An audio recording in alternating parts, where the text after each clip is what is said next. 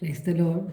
സ്നേഹമുള്ളവരെ, നമുക്ക് ദൈവത്തോട് വിശ്വസ്തത ഉള്ളവരായിരിക്കാം. വിശുദ്ധ ലൂക്കായുടെ സുവിശേഷം 16-ാം അധ്യായം 10-ാം തിരുവചനത്തിൽ ചെറിയ കാര്യങ്ങളിൽ വിശ്വസ്തരായിരിക്കുന്നവർ വലിയ കാര്യത്തിലും വിശ്വസ്തരായിരിക്കും എന്ന് തിരുവചനം പറയുന്നുണ്ട്. വിശ്വസ്തതയ്ക്ക് കർത്താവ് വലിയ വിലയാണ് കൽപ്പിച്ചിരിക്കുന്നത്. ദൈവത്തോട് വിശ്വസ്തരായി നാം ജീവിക്കുമ്പോൾ നാം അനുഗ്രഹിക്കപ്പെടുകയാണ്. ഭൗതികമായും ആത്മീയമായും നമുക്ക് അനുഗ്രഹങ്ങൾ ലഭിക്കും. യഥാർത്ഥ സന്തോഷവും സമാധാനവും ഐശ്വര്യവും ഉണ്ടാകുന്നത് നാം ദൈവത്തോട് വിശ്വസ്തത പുലർത്തുമ്പോഴാണ്. ആത്മീയ തലത്തിൽ നമുക്ക് വളരെയധികം സമാധാനം കിട്ടുന്നതാണ് ദൈവത്തോടുള്ള വിശ്വസ്തത. ദൈവത്തോട് മാത്രമല്ല, നമ്മുടെ കുടുംബത്തോടും നമ്മുടെ സമൂഹത്തോടും നാം വിശ്വസ്തരായിരിക്കണം. വിശ്വസ്തതയോടെ നമുക്ക് ജീവിക്കണമെങ്കിൽ പരിശുദ്ധാത്മാവിൻ്റെ സഹായം നമുക്ക് കൂടിയേ തീരൂ. വെളിപാട് 2:10 തിരുവചനം നമ്മെ ഓർമ്മിപ്പിക്കുന്നത്, മരണം വരെ വിശ്വസ്തരായിരിക്കുക, ജീവൻ്റെ കിരീടം നിനക്ക് ലഭിക്കും എന്നാണ്.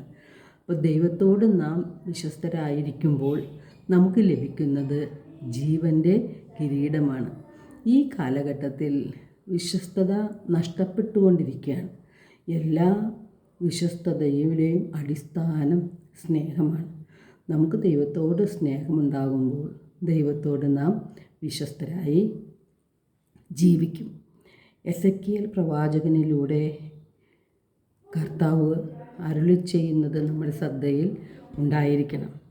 അവിശ്വസ്തരായി ജീവിക്കുന്നവരെ നോക്കി കർത്താവ് അരുളി ചെയ്യുന്നത്, ഒരു ദേശം വിശ്വസ്തത വെടിഞ്ഞ് എനിക്കെതിരായി പാപം ചെയ്താൽ ഞാൻ അതിനെതിരായി എൻ്റെ കരം നീട്ടി അവരുടെ അപ്പം വിലക്കുകയും അവരുടെ മേൽ ക്ഷാമം അയക്കുകയും ചെയ്യും.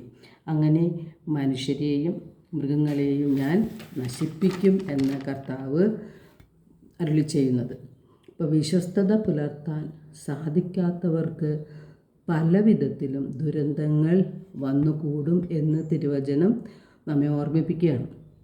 പരിശുദ്ധാത്മാവിൻ്റെ 9 ഫലങ്ങളിൽ ഒന്നായ വിശ്വസ്തത നമ്മുടെ ജീവിതത്തിൽ നാം പുലർത്തണം. അതിന് പരിശുദ്ധാത്മാവിനെയാണ് നാം കൂട്ടുപിടിക്കേണ്ടത്.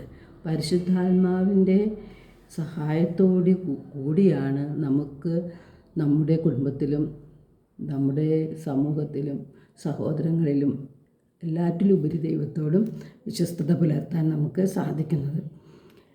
നമ്മുടെ രക്ഷയ്ക്ക് വേണ്ടി അതിക്രൂരമായ പീഡകൾ സഹിച്ച് കുരിശിൽ ജീവൻ ബലിയർപ്പിച്ച യേശുവിനോട് നാം വിശ്വസ്തരായിരിക്കേണ്ടത്, അവിടുത്തെ ഹിതം നിറവേറ്റി ജീവിക്കേണ്ടത് കൽപ്പനകൾ പാലിച്ചുകൊണ്ടാണ്.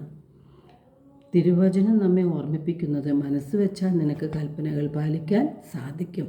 വിശ്വസ്തതയോടെ പെരുമാറണോ വേണ്ടയോ എന്ന് തീരുമാനിക്കുന്നത് നീയാണ് എന്ന്. ജെറമിയ പ്രവാചകനിലൂടെ കർത്താവ് അരുളി ചെയ്യുന്നു, അവിശ്വസ്തരായ മക്കളെ തിരിച്ചു വരുവിൻ, ഞാൻ നിങ്ങളുടെ അവിശ്വസ്തത പരിഹരിക്കാം. യേശുവിനെക്കുറിച്ചുള്ള അറിവ് നമുക്ക് ലഭിക്കുമ്പോൾ യേശുവിനോട് വിശ്വസ്തരായിരിക്കാൻ നമുക്ക് കഴിയും. ഗലാത്യ 1:4 തിരുവചനം പറയുന്നു, തിന്മ നിറഞ്ഞ ഈ യുഗത്തിൽ നിന്നും നമ്മെ രക്ഷിക്കുന്നതിന് വേണ്ടി, നമ്മെ മോചിപ്പിക്കുന്നതിന് വേണ്ടി നമ്മുടെ പിതാവായ ദൈവത്തിൻ്റെ അഭീഷ്ടമനുസരിച്ച് നമ്മുടെ പാപങ്ങൾക്ക് വേണ്ടി അവൻ തന്നെ ബലിയർപ്പിച്ചു. യേശു നമ്മെ രക്ഷിക്കുവാനായിട്ട് കുരിശിൽ ജീവൻ ബലിയർപ്പിക്കുകയാണ് ചെയ്തത്. യേശു വഴി നാം പാപമോചനവും രക്ഷയും കൈവരിക്കുന്നു. അപ്പോഴേ നമ്മുടെ രക്ഷകനായ ദൈവത്തിലേക്ക് തിരികെയാണ് നാം ദൈവത്തോട് വിശ്വസ്തരായി ജീവിക്കുമ്പോൾ നാം ചെയ്യേണ്ടത്.